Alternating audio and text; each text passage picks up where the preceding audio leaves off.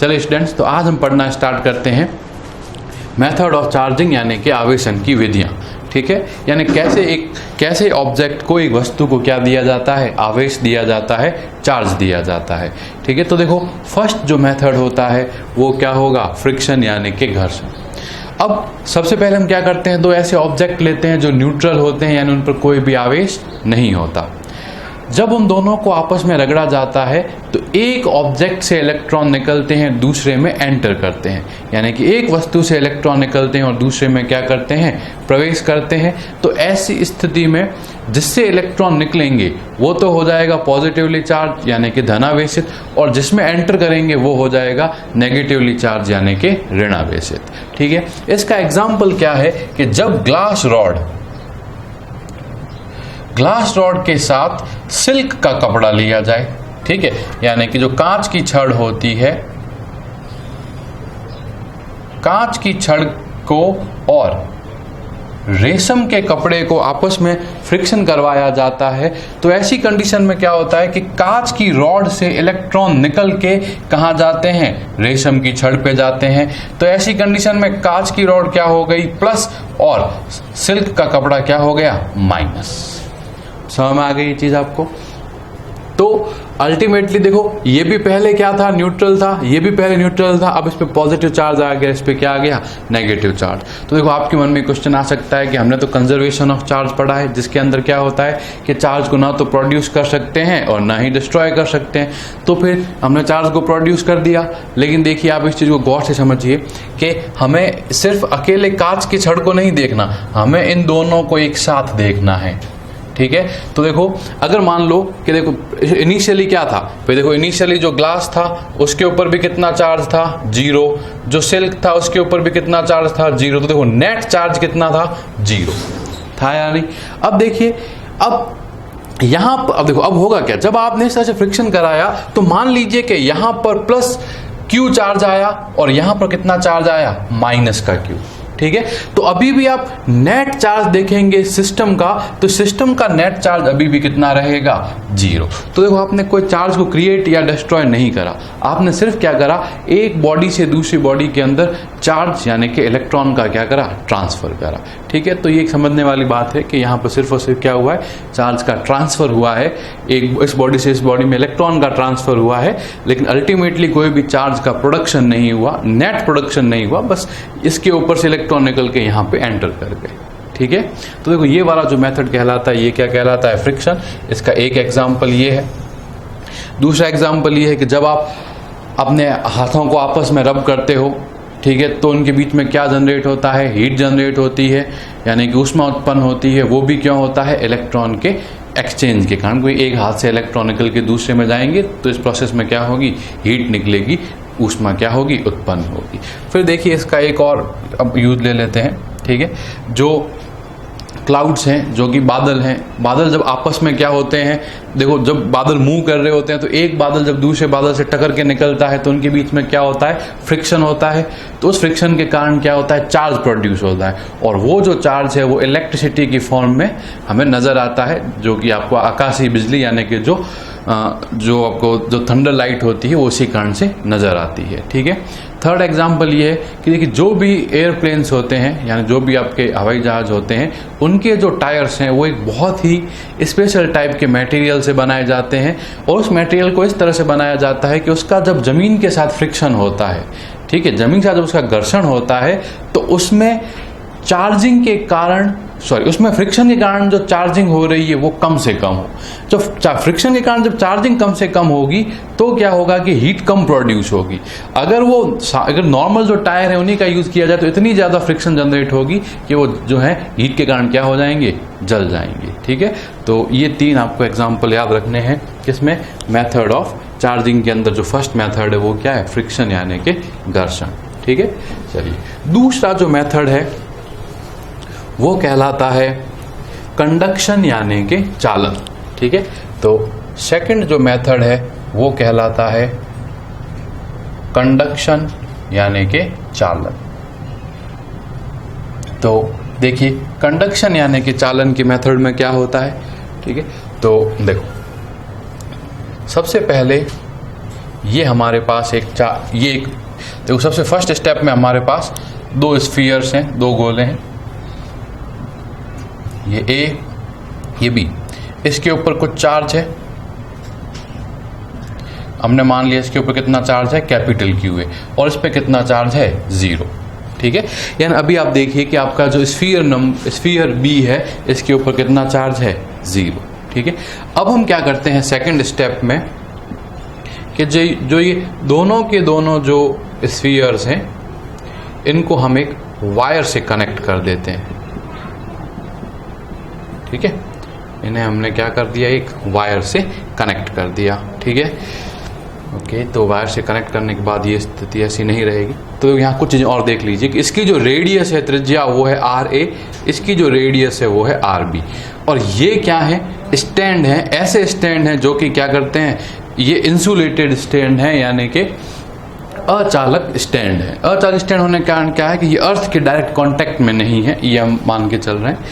अब देखो, अब क्या होगा कि देखो, जैसे ही आप इन दोनों स्फीयर्स को एक वायर से कनेक्ट करोगे, और वायर कैसा होना चाहिए, कंडक्टिंग वायर होना चाहिए।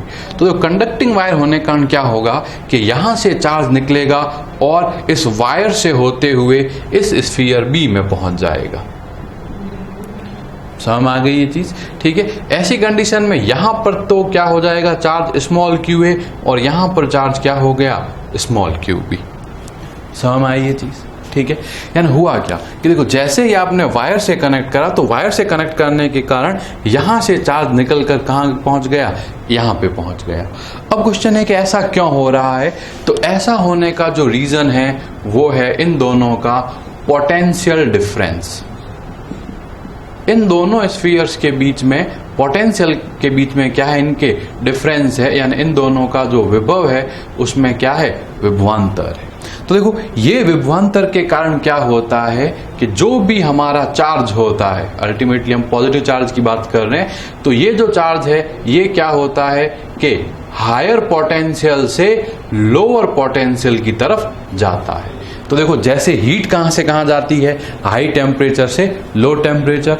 कोई भी फ्लो है वो कहां से कहां जाता है, हाई प्रेशर से लो प्रेशर। तो इसी तरह से जो चार्ज होगा वो हायर पोटेंशियल से, कहां से, हायर पोटेंशियल से लोअर पोटेंशियल की तरफ जाएगा। तो अभी इन दोनों के अंदर इस पर तो कोई भी चार्ज नहीं है, तो इसका तो पोटेंशियल इससे क्या है, लो। अब क्या होगा, यहां से चार्ज फ्लो होगा, क्योंकि जो ये वाला जो स्फीयर है ए, इसका जो पोटेंशियल है वो बी से ज्यादा है। इस कंडीशन में क्या है, वी ए ग्रेटर है वी बी से। तो जैसे ही आप इन्हें कनेक्ट करोगे, तो यहां से यहां की तरफ क्या हो जाएगा, चार्ज फ्लो होना शुरू हो जाएगा। अब क्वेश्चन है कि चार्ज कब तक फ्लो होगा? तो देखो, चार्ज फ्लो होने का सबसे बड़ा रीजन क्या था, पोटेंशियल के बीच में डिफरेंस, यानी विभव के बीच में क्या, अंतर। तो देखो, चार्ज तब तक फ्लो होता है, चार्ज तब तक फ्लो होगा जब तक दोनों का पोटेंशियल सेम नहीं हो जाता। देखो, अल्टीमेटली ये हुआ क्यों, सेम, ये रीजन क्या है, क्योंकि फ्लो क्यों हो रहा है, क्योंकि उन दोनों के बीच में क्या है, पोटेंशियल डिफरेंस है, यानी कि विभवांतर है। अब जब दोनों का ही पोटेंशियल सेम हो जाएगा तो कोई भी पोटेंशियल डिफरेंस यानी कि विभवांतर नहीं बचेगा। तो ऐसी कंडीशन के अंदर चार्ज का फ्लो होना क्या हो जाएगा, बंद हो जाएगा। तो जब तक दोनों के पोटेंशियल सेम नहीं हो जाते तब तक ये क्या होता रहेगा, चार्ज फ्लो होता रहेगा। और एक बार जब ये चार्ज फ्लो हो जाएगा तो आप अगर वायर को हटा भी लोगे तो ए वाला जो स्फीयर होगा इसके ऊपर क्यू ए चार्ज होगा, और जो बी वाला जो स्फीयर होगा इसके ऊपर कैसा चार्ज होगा, क्यू बी चार्ज होगा। क्लियर हुई ये चीज? ठीक है, अब यहां पर कुछ चीजें हम देख लेते हैं। सबसे पहला तो ये कि देखो, अब इन दोनों को एक साथ देखो, अगर अपन इन दोनों को एक साथ देखें तो नेट कितना चार्ज है हमारे पास, कैपिटल क्यू ए, हाँ या नहीं? ठीक है, इसके ऊपर कितना है, 0। अब अगर हम यहां देखें तो देखो, यहां पर नेट चार्ज किसके इक्वल है, Q small Q A plus small Q B. तो देखो, ये हमारी इक्वेशन नंबर हुई फर्स्ट। जब दो वायर को कनेक्ट किया जाएगा तो जो स्टार्टिंग का जो टोटल चार्ज है वो फाइनल टोटल चार्ज के क्या होगा, इक्वल होगा। यानी कैपिटल क्यू किसके इक्वल होगा, क्यू ए प्लस QB के। अब अगर हम इस कंडीशन को लें कि भाई जब VA इक्वल टू VB हो जाए, तो देखो ऐसी कंडीशन में क्या होगा कि जो भी चार्ज होता है वो रेडियस के प्रोपोर्शनल होता है। यानी हम ये बोल सकते हैं कि QA अपॉन QB जो है वो RA अपॉन RB के प्रोपोर्शनल होगा। तो ये हुआ इक्वेशन नंबर 2। तो देखो जब भी इस तरह से कंडक्शन वाला जो मेथड होगा इस पे न्यूमेरिकल आएगा, तो आपको एक इक्वेशन तो ये लगानी होगी कि QA plus QB is equal to capital QA, और सेकंड ये कि QA upon QB is equal to RA upon RB। ठीक है, और ये वाली कंडीशन देखो, ये कंडीशन कहां से आई? चार्ज के कंजर्वेशन से।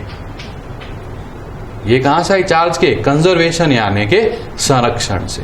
ठीक है, और ये वाली कहां से आई? ये वाली कंडीशन आई कि जब VA किसके इक्वल हो जाता है? VB के।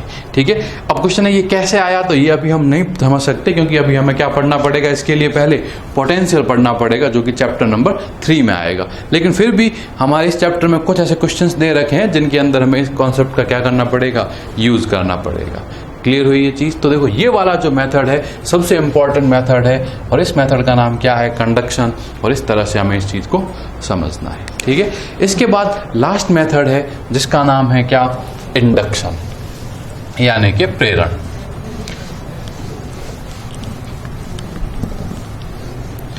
तो थर्ड और जो लास्ट मेथड है वो क्या कहलाता है? इंडक्शन, यानी कि हिंदी में ये कहलाता है प्रेरण। तो क्वेश्चन है कि इंडक्शन यानी कि प्रेरण का क्या मतलब होता है? तो देखिए, इंडक्शन यानी प्रेरण की विधि में क्या होगा कि ये काम तो जो है किसकी तरह करेगा कि इसमें भी हमें 2 स्फीयर लेने पड़ेंगे। ठीक है, तो जैसे मान लीजिए कि अपन क्या करते हैं, सबसे पहले एक स्फीयर लिया A, और स्टार्टिंग में इसके ऊपर कोई भी चार्ज नहीं है, इसका चार्ज कितना है? 0। ठीक है, देखो ये वाला जो है ये कैसा है? इंसुलेटर, यानी कि नॉन कंडक्टर, अचालक धागा है। और ये वाला जो स्फीयर है ये कैसा है? कंडक्टर है, मतलब चालक है। अब हम सेकंड स्टेप में क्या करते हैं कि ये वाला जो A वाला जो स्फीयर है इसके पास में एक और स्फीयर लाके लगा देते हैं। A ये है और ये B लाके लगा दिया, और B के ऊपर कैसा चार्ज है? पॉजिटिव चार्ज है।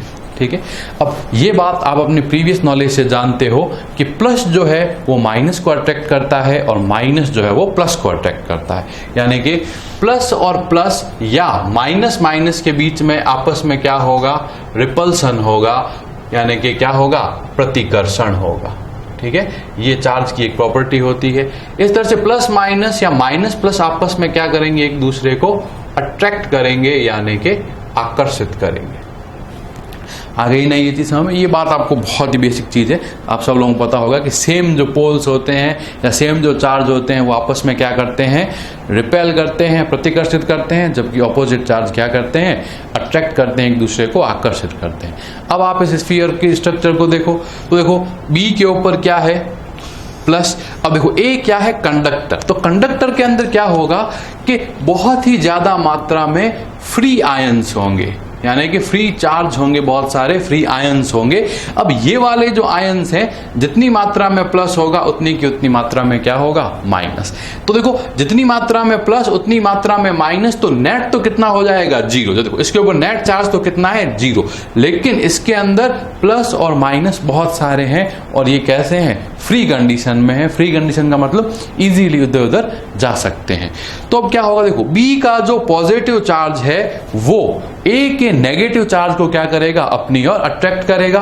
यानी A का जो नेगेटिव चार्ज है वो कहां आ जाएगा? B के, देखो जिस तरफ A का भाग B की तरफ है उस भाग पे क्या आ जाएगा? नेगेटिव चार्ज आ जाएगा। और जो B का जो प्लस होगा वो A के प्लस को क्या करेगा? रिपेल करेगा। तो A का जो प्लस है वो क्या आ जाएगा? यहां आके बैठ जाएगा।